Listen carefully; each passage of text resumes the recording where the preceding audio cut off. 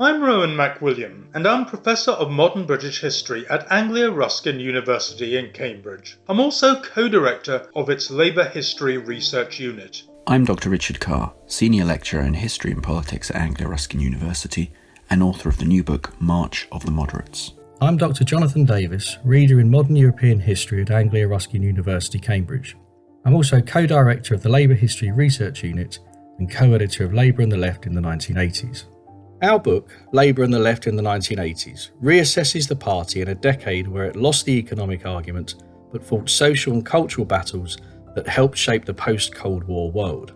The 1980s is usually seen as a disastrous period in Labour's history. It lost election after election, 1979, 1983, 1987, 1992. Ultimately, Labour was out of power for 18 years. It was so unsuccessful that the party had to rebrand itself in the mid-1990s as New Labour. The 1983 general election manifesto for Labour was dismissed afterwards by Labour MP Gerald Kaufman as the longest suicide note ever penned.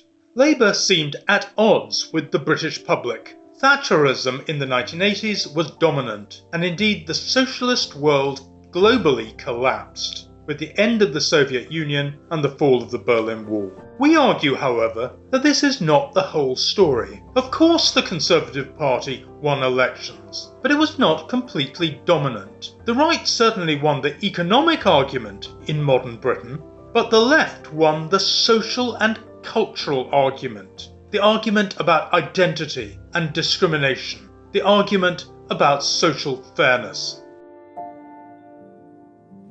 Where the economics of the decade were concerned, the book notes that, like other socialist and social democratic parties in the 1980s, Labour rode the waves of change brought about by globalisation, and it floundered in the face of the new right's assault on public services, community and society, and the notion of putting people before profit. Labour was forced to respond to the new narrative that hailed free markets and individualism as the only way forward, by accepting that market forces would have to play a bigger role in its thinking. Consumerism and the consequences of deindustrialisation were recognised by Neil Kinnock as the new realities, as was summed up in his policy review that began after Labour lost the 1987 general election. Market forces became a more central part of Labour's understanding of the contemporary world. The 1980s saw the French socialist government adopt neoliberal policies, Mikhail Gorbachev introduce individualism into the Soviet economy during perestroika, and Deng Xiaoping opened China up to Western businesses and capitalist economics. Labour then was part of a global crisis that engulfed the left. Kinnock accepted the new realities, but also argued that Labour would use the market differently, and it would have different priorities such as funding the National Health Service. He also promised that there would be no slide to the right and no concession to Thatcherism, as he put it. The market did come to play a much greater role in Labour's thinking, but Kinnock's promise held good as Labour always continued to believe that there was such a thing as society. However, our book also shows how the decade was not a complete disaster for Labour. While it was caught up in the economic consequences of globalisation, it was also part of a global fight for progressive politics that are the norm today.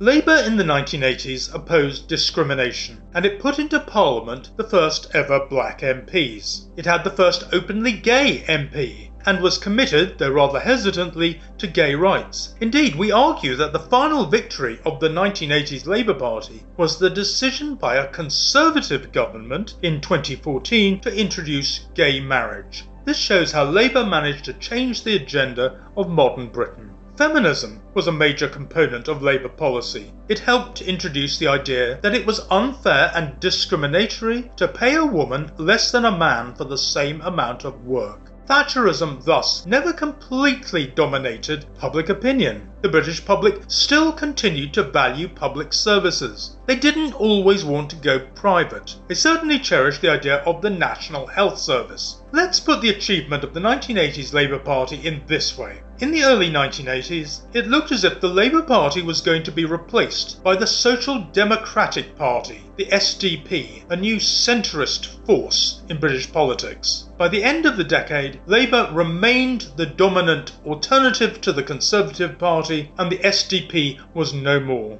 That was the achievement of the Labour Party in the 1980s and of Neil Kinnock as Labour leader.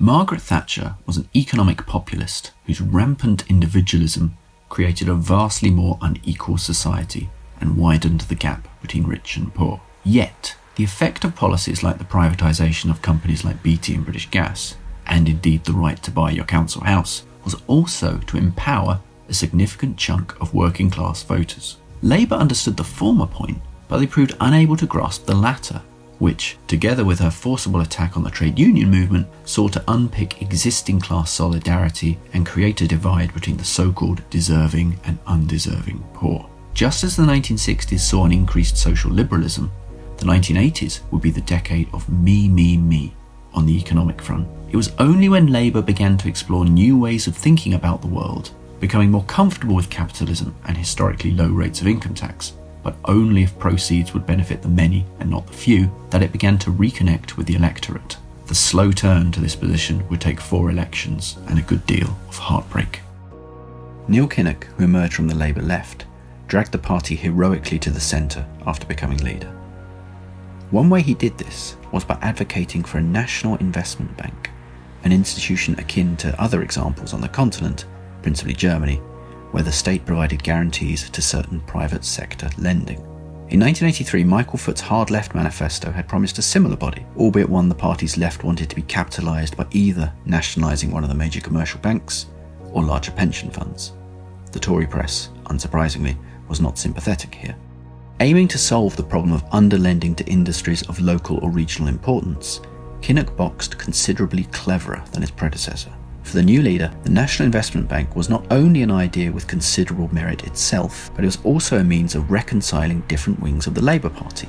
For those on the Labour right, the bank was about encouraging capital flows to productive capitalism, providing succour to what some uncharitably dubbed the Give Greed a Chance Brigade. Concurrently, to those on the left, it was about bringing the City of London to heel and plugging the gaps the big banks were refusing to lend to. Kinnock still hadn't got round the problem that new taxes or borrowing would be needed to fund it, but his framing of the positive ends of the policy brought him both considerable internal space and more sympathy from the British electorate.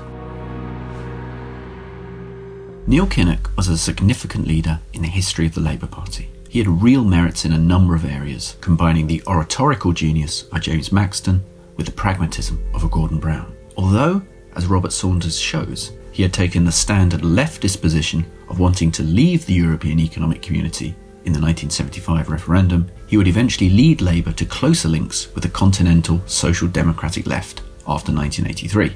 Though he was a passionate campaigner against injustice, he realised that without the party taking power again, nothing could be done about it.